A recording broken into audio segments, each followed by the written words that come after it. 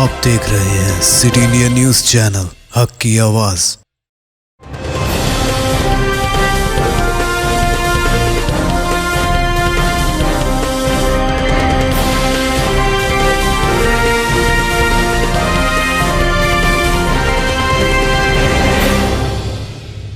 अस्सलामुअलैकुम, मैं हूं Sheikh Umar. City India news में आप तमाम का खैर मकदम है। आइए देखते हैं बैनुल अक़वामी खबरें।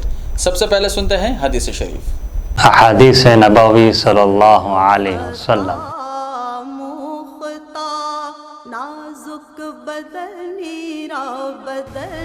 हुस्नुल ज़न्नि मिन हुस्निल इबादह। अबू दाऊद। अच्छा गुमान रखना बेहतरीन इबादत है।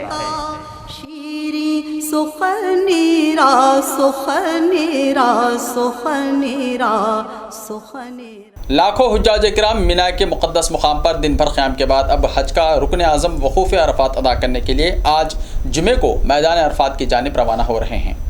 मिना में 5 नमाज़ें अदा की गईं, जिनमें ज़ोहर, असर, मगरिब, इशा और 9 ज़िलहिज्जा 8 जुलाई की फ़जर शामिल है। हज के दूसरे दिन यानी 9 ज़िलहिज्जा को अय्याम तशरीक़ शुरू हो जाते हैं, यानी नमाज फ़जर से तकबीर तशरीक़ हर फ़र्ज़ नमाज के बाद अल्लाहु अकबर पढ़ना होता है, जिसका सिलसिला 13 ज़ुल्हिज्जा की असर तक रहेगा। नमाज फ़जर की अदायगी और थोड़ा सूरज निकलने के बाद मैदान अरफ़ात की तरफ निकल जाते हैं।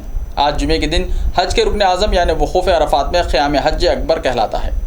हाजी मैदान अरफ़ात में इबादत, तौबा, इस्तिग़फ़ार और तलबिया बुलंद करने के अलावा ज़ोहर और असर की नमाज़ें क़सर अदा करेंगे। दोनों बाजमात नमाज़ों के लिए एक ही अज़ान दी जाएगी, जबकि नमाज बाजमात के लिए दोनों नमाज़ों की अक़ामत अलग अलग अदा होगी। हुज्जाज इकराम मैदान अरफ़ात में 9 ज़िलहिज्जा की नमाज मगरिब तक क़याम के बाद वापस मुज़दलिफ़ा जाएंगे, जहाँ वो नमाज मगरिब और इशा जमा करके अदा करेंगे और रात भर मुज़दलिफ़ा में खुले आसमान तले क़याम के दौरान इबादत और दुआएँ करेंगे। इसके बाद हुज्जाज इकराम अगले रोज़ शैतानों को कंकरियाँ मारने का अमल यानी रमिय जमरात करेंगे, जिसके बाद वो एहराम खोल देंगे।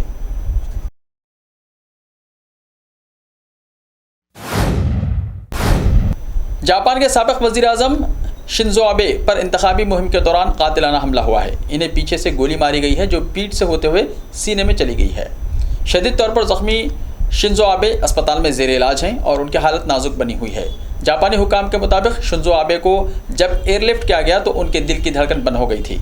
दरियास्ता हमलावर को गिरफ्तार कर लिया गया है। नारा शहर के रिहायशी 41 साला शख्स टेट्सुया मागई पर हमला करने का इल्ज़ाम है। जापानी हुकाम इससे पूछगछ कर रहे हैं।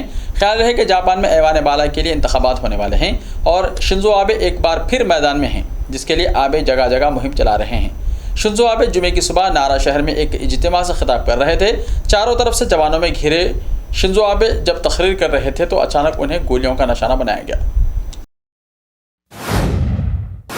यूक्रेन पर हमला अभी शुरू भी नहीं हुआ है, पुतिन ने कहा। सदर व्लादिमीर पुतिन ने मगरबी ममालिक और कैफ को अमन मुज़ाकिरात की पेशकश करते हुए हमले मज़ीद तेज़ करने की धमकी दी है। उनका कहना है कि तनाज़ा जितना तवील होगा, यूक्रेन में अमन मुआहदे के इम्कानात भी इतने ही मादूम होते जाएंगे। रूसी सदर व्लादिमीर पुतिन ने मगरबी ममालिक को चैलेंज करते हुए कहा कि अगर इनमें दम है तो वो मैदान जंग में रूस को शिकस्त देने की कोशिश करें। उन्होंने कहा कि यूक्रेन में मॉस्को की मुदाखलत ने कसीरुल जहती दुनिया की जानिब एक नई तब्दीली की निशानदही की है। पुतिन ने यूक्रेन में जंग के हवाले से कहा कि रूस ने तो बमुश्किल अभी शुरुआत ही की है और उन्होंने मगरिब को चैलेंज किया कि हो सके तो जंग में वो शिकस्त देने की कोशिश करें। ताहम इसके साथ ही रूसी रहनुमा ने इस बात पर भी इसरार किया कि मॉस्को अब भी अमन मुज़ाकिरात के लिए तैयार है। पुतिन ने क्या कहा? यूक्रेन पर मॉस्को के हमले के 4 महीने से ज़्यादा अरसा गुजर जाने के बाद जुमेरात के रोज़ रूसी सदर ने पार्लिमानी लीडरों के सामने सख्त लहजे में खिताब करते हुए कहा, तनाज़ा जितना तवील होता जाएगा, किसी भी मुज़ाकिरात के इम्कानात भी उतने ही मादूम होते जाएंगे। उनका मज़ीद कहना था, हमने आज ये सुना है कि वो हमें मैदान जंग में शिकस्त देना चाहते हैं। इसराइल एयरलाइंस 15 साल बाद तुर्किया के लिए परवाज़ें दोबारा शुरू करने के लिए तैयार है। इसराइल की वज़ारत ट्रांसपोर्ट और खारजा उमूर की जानिब से जारी एक बयान के मुताबिक दोनों ममालिक के दरमियान तय पाने वाले हवाबाजी मुआहदे के तहत तुर्किया के मुख्तलिफ मुकामात के लिए परवाज़ें दोबारा शुरू करने की इजाज़त दी गई है। इसराइली एयरलाइंस ने 15 साल पहले सिक्योरिटी पाबंदियों और बेतहाशा खर्चात की वजह से तुर्किया के लिए परवाज़ें रोक दी थी। इस वक्त सिर्फ बड़ी तुर्क कंपनियाँ तुर्किश एयरलाइंस और पेगासस एयरलाइंस दोनों ममालिक के दरमियान रूट्स पर परवाज़ें करती हैं। बयान में कहा गया है कि नया मुआहदा दोनों ममालिक के दरमियान हवाबाजी के ताल्लुकात को फ़रोग़ देने और इक़्तिसादी और स्ट्रैटेजिक ताल्लुकात को मज़बूत बनाने की जानिब एक और अहम कदम है। इस हफ्ते इसराइल के वज़ीर इक़्तिसादियात और नाबार ब्यूफ ने तुर्किया में इसराइल के इक़्तिसादी और तिजारती मिशन के दफ्तर को दोबारा खोलने का ऐलान किया था। जनूबी कोरिया में गुज़िश्ता 24 घंटों के दौरान कोरोना इन्फेक्शन के 19,323 नए केसेस सामने आए हैं और 12 मरीजों की मौत हो गई है। Korea disaster control and prevention agency KDCA के एतदाद शुमार के मुताबिक नए केसेस के साथ मुतासरीन की तादाद बढ़कर 1,84,71,172 हो गई है। इसके साथ ही इस बीमारी से मरने वालों की तादाद 24,605 हो गई है। नए केसेस में से 151 का ताल्लुक बैरूनी ममालिक से है, जिनसे उनकी तादाद 36,701 हो गई है। जनूबी कोरिया में कोरोना केसेस में अमवात की शरह 0.13% है।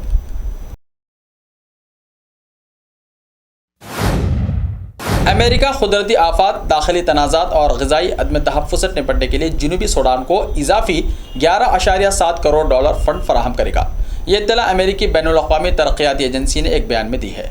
बयान के मुताबिक अमेरिका अपनी बैनुल-अक़वामी तरक्याती एजेंसी के ज़रिए जनूबी सूडान के लोगों के लिए जिन्हें खुदरती आफात, दाखिली तशद्दुद, ग़िज़ाई अदम तहफ़्फ़ुज़ और कोविड-19 के तबाहकुन असरात का सामना है, $11.7 करोड़ इजाफ़ी फ़ंड जारी करेगा। एजेंसी के हुक्काम ने कहा कि यह फ़ंड अक़वाम मुत्तहिदा के वर्ल्ड फूड प्रोग्राम के ज़रिए फ़राहम की गई खुराक और ग़िज़ाइयत की तकमील करेगा।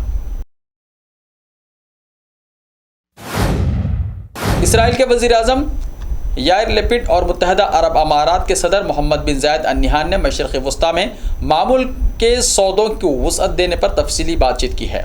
मिस्टर लपिड के ओहदा संभालने के बाद दोनों लीडरों ने पहली बार टेलीफोन पर बातचीत की। इसराइली वज़ीर आज़म के दफ्तर से जारी एक बयान के मुताबिक दोनों लीडरों ने दो तरफ़ा ताल्लुक़ात को मज़ीद गहरा करने की अहमियत पर जोर दिया।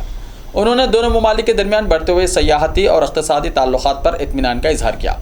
मुत्तहिदा अरब अमारात के सदर ने दोनों ममालिक के दरमियान मजबूत ताल्लुक़ात को बरकरार रखने की अहमियत पर जोर दिया। मिस्टर लिपिड ने इन्हें हफ्ते से शुरू होने वाले ईद उल अज़हा की मुबारकबाद दी।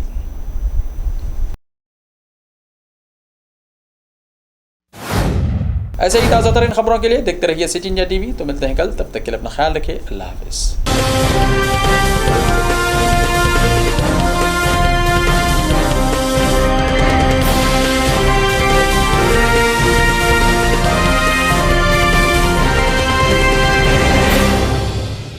सिर्फ ख्वाबों से नहीं, घर बनते हैं इरादों से।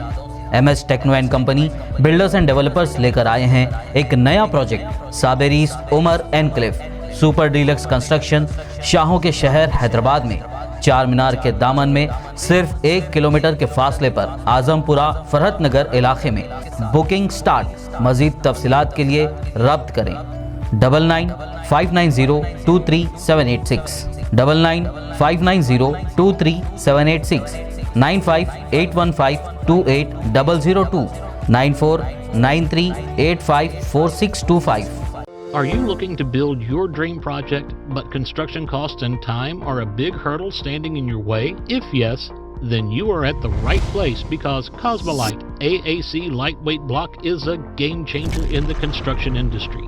Our innovative technologies and highly experienced team can help your dreams come true. With our proven strategies, Cosmolite AAC block cuts down the requirements of steel and cement by 20%, saving 30% on construction costs and reducing construction time by 25%. Major builders and contractors have already switched over to Cosmolite AAC blocks because of the structure saving. Acoustic insulation, faster construction, lightweight, waterproof workability and flexibility, earthquake resistance and pest resistance. Cosmolite is all set to emerge as South India's most preferred brand in AAC lightweight block. So, what are you waiting for? Let's build with Cosmolite and stay happy, because we don't only build structures, we build happiness. Cosmolite, light up your life.